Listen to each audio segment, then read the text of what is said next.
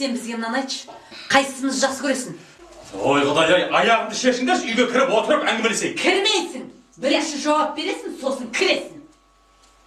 Бірінші әйелім сен болғасын, бірінші сені жақсы көрем. Екінші әйелім сен болғасын, екінші сені жақсы көрем. Дұрыс па? Дұрыс. Шешші аяғымды үйге кірейін. Тоқтай тұр. Өзім шешем. Өй, оңбағандар, еріккендер. Көрдің ба? Естің ба? Бірінші мені жақсы көрем.